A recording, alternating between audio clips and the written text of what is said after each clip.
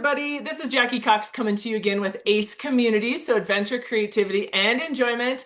And super excited, I get a very special guest with us today. My very own husband, Jeff Cox of No Bravo Sierra, is one of our awesome speakers for next week.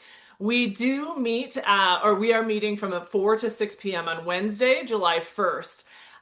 We do meet at Bucket List Tavern in Castle Rock, and we have five speakers sharing with us some insights on life, business, some experience they've had along the way, some lessons they've learned, some a story that may affect, even one person in the room. So we're just having a little bit of fun for our July speakers. We've done this the last couple of years, and I really like the flow of it. So all of our speakers get about 5 minutes.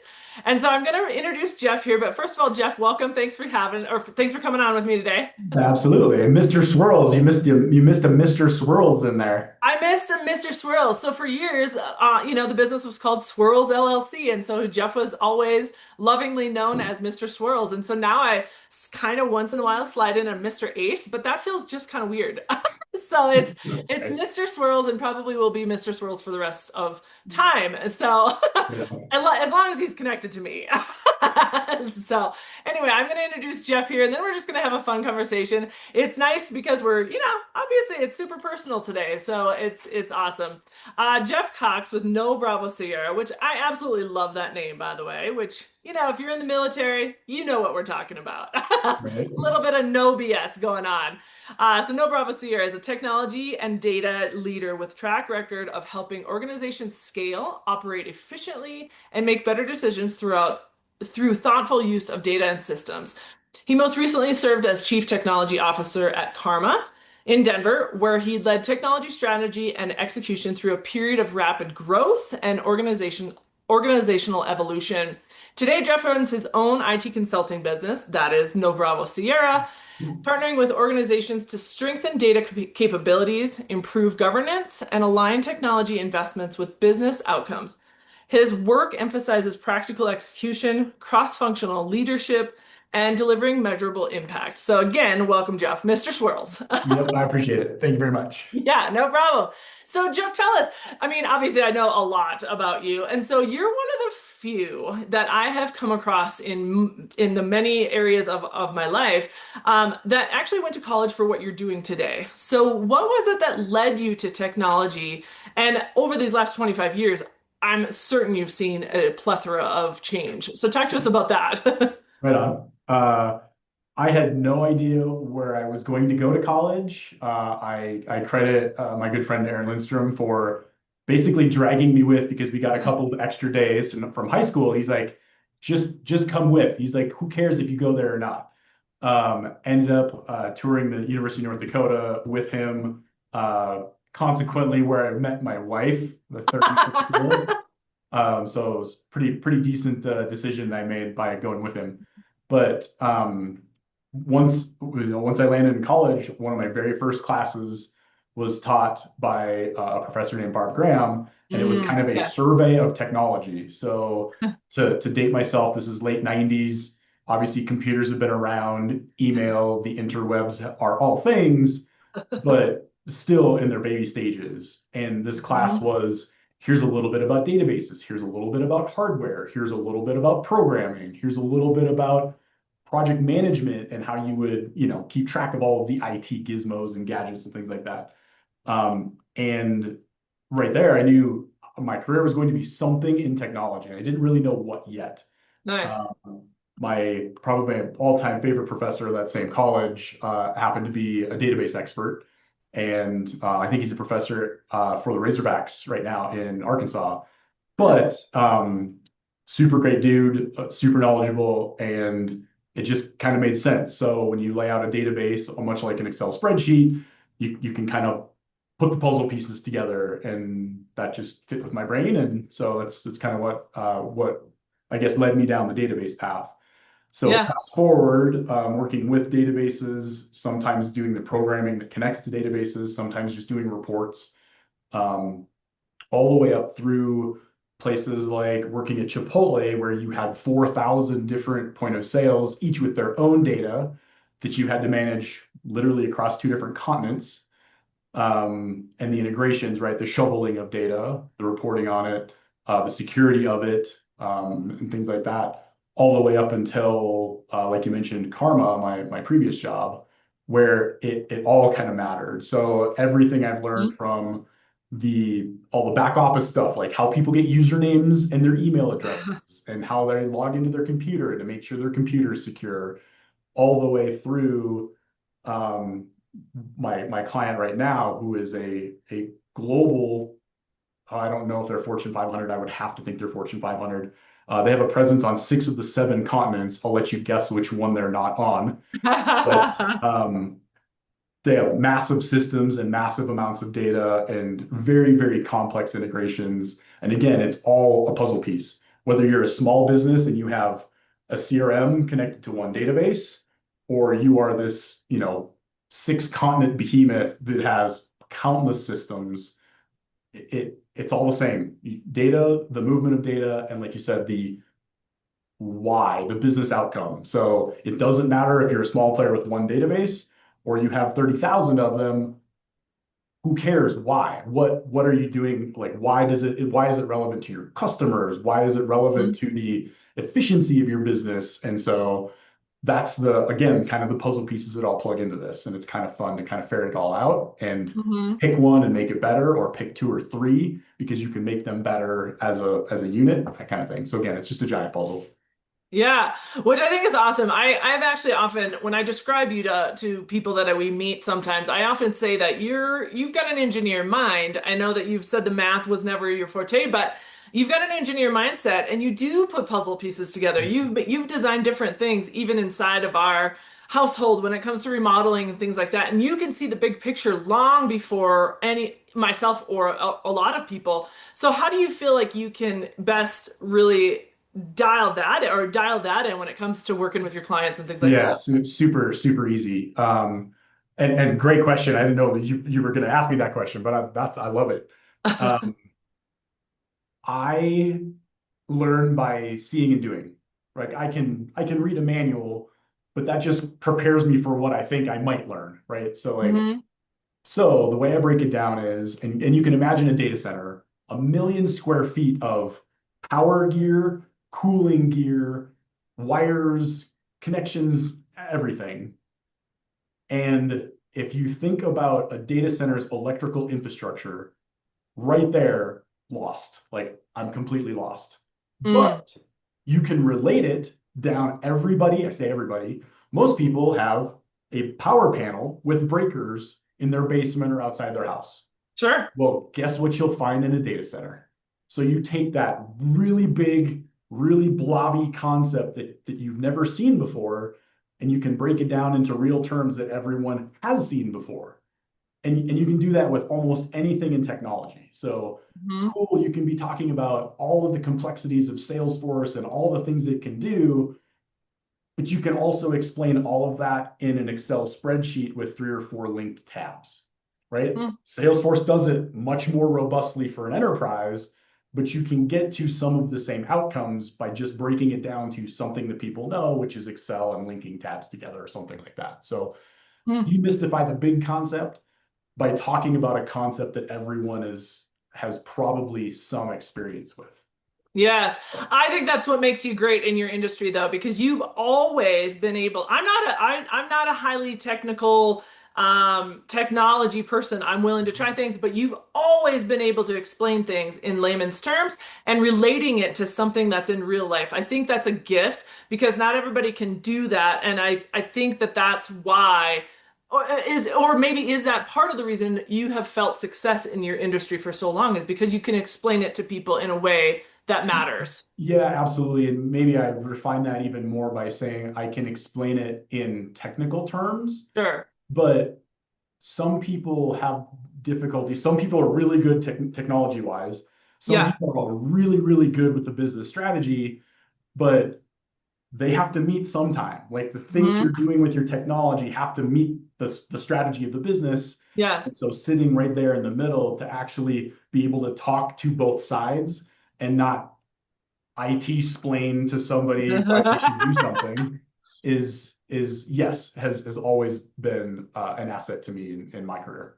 Yeah, that's amazing. That's amazing. And so you're I mean, you've seen so much technology over these last 25 plus years. So how do you go from, kind of old technology, if you will, to then being introduced to some of the new stuff and not being afraid of it, knowing Mhm. that, oh, I can manipulate this a little bit and then make it work the way it needs to. So how have you kind of seen that evolution, work for you in your favor? I'm gonna give, this is gonna shock you to the core, but I'm gonna give you a fashion example to explain this. That is shocking. Okay. Uh-huh. So, um, way back when, like data warehousing. So there used to be just databases, and then people came up with this term called data warehouse. Well, okay, well, what's that? Well, it's just a bunch of databases we're going to throw together so we can report on it in one place. Great. And that has evolved over and over and over, and marketing puts a different name on it. Now there's a lake house, not a database. There's a lake house. Well, what's that? Well, it's kind of just a bunch of databases rolled up together, but it's really just files instead of a database specifically. Like it's very similar concepts Okay. called something different. 20-year cycle in fashion, right? So bell bottoms are in, now they're out. Well, now they're back in again, but they're just Yeah. not quite called bell bottoms. They're called something slightly different. But what is Yeah. it? It's a bell bottom or whatever. High Yeah. waist, whatever the fad is. It all comes back around. And I say that because you can take a new concept like the new marketing speak, Yeah. you go, well, cool, but I already kind of know 60 to 75% of what's probably under the hood. Now let me explore the new 20 or 25% that makes that the new offering. So again, you don't have to get wrapped up in everything is brand new because it's not. iOS 10 to iOS 11 to iOS 12 to iOS 13, you would recognize 10 to 13. It's not Sure. always all brand new. Yeah. It's like technology evolves quickly, but it can't evolve that quickly. Yeah. So Yeah. there's parts in there that are familiar. There's parts in there that you can learn and maybe be able to leverage for some business case that you have to solve in your business, but it's not all new. Focus on the new bits and then go, well, that's either relevant or it's irrelevant and look for the next thing. Yeah. Yeah. I can appreciate that. I can appreciate that. I mean, I think there's a lot, as you know, of course, we all are inundated right now with all of the AI and all of the things that are They seem they seem flashy right now, but it is the way that we are moving into a direction in Mhm. that way too. So one of the things you mentioned about your talk or what you're going to share about next week Mhm. is is working with that change and embracing what's coming, but also not, completely bending to what is Yeah, happening. exactly. And it's getting harder and harder to know. Like AI is only as good as the data that it has. Correct. And data can be anything. Data can be your email or your calendar. Data can be when you leave the house. Data Mhm. can be what websites you visit on Wednesday. Like there's so many crazy, and that's not even the esoteric stuff. It can get down to, well, I mean, the old school. So I'm gonna park AI for a second and Sure. back it up a little bit. And Target got into some hot water because they have a very good data program. And this is now 10 years ago, I'm gonna Yeah. guess. And they got into some hot water because they sent out a mailer or an advertisement or promotion promoting some items for a newly pregnant woman, but her dad didn't know about it yet. And she gets this stuff in the mail. So, like, there's so many things that you Right. do or don't do, or you start doing, Right. and it's all data. And so my talk this next week is going to be about like what constitutes data, how data can be used for good, and where you might want to be a little more selective where you share because. And so again, technology is not good or bad. It's a tool, Yeah. just like a rope or a shovel. They're tools. You can Yeah. use them for some pretty gruesome stuff, but it doesn't make the shovel bad. Anyway, so AI True. technology isn't bad. it's just really hard to know these days because of how much computing power there is, how Sure. this stuff gets used, where it gets sent, who might see it, and things like that. So Yeah, yeah. Well, that would be really interesting. I mean, you'll be able to fill 5 minutes easily with that. Just being able to, embrace it, but also be, be aware. be Yeah. aware of it. Exactly. Our travel agent, Phoenix Sagan, always tells us, like, I'm not trying to tell people things to scare them, but I try to help them be aware. Awareness is preparedness, So it's being in that space of, okay, we can accept it and also be aware of it. Um, so you deal a lot with data and analytical, and I just hope it doesn't rain into the house right now, but you deal a lot with analytical. And so for you, I feel like there's some balance. You come to ACE and do some fun things with us as Mhm. well. And you joined CrossFit, and you and I both joined CrossFit for different reasons, but I think it's been so great for us for those same reasons and also those different reasons. So talk to us about what doing some of those fun activities or else doing CrossFit helps with your mental clarity. Yeah. So I quite often will offer, like, hey, if you're working in the yard, you got to cut down trees, you got to do whatever. Like, I'm Yeah. willing to help because it's an exact opposite. I mean, I'm sitting in a chair behind a big old monitor talking to you, and that's not manual activity, that's not physical labor, that's why I love doing those other things. And so Yeah. talking to friends recently, like retirement is not needing one of these, Yes. right? And so I also don't need one of those when we're doing a CrossFit class or when we're out on a hike or whatever. And so it is the ability to just know, almost like, well, I can stop drinking coffee anytime I wanted to. I can set the phone down anytime I want to. It's that break that I need Yeah. to separate, right, church and state, right? Like I go to work, Yeah. I'm a technology guy at work. I don't necessarily want to come home, work on the computer, redo my phone, and install Wi-Fi patches or like whatever the hell I could end up, filling my time with. So yeah, it's that physical labor. Another thing that Yeah. has always kind of stuck with me. Um, Developer I worked with, he was a few years older than I, and his name is John Gillespie, and I love the guy. But he Yes. flat out said, if I don't get a workout in every 2 or 3 days, I am. He used some fairly colorful language. He's like, I'm not a nice person. I need that outlet to just Yes.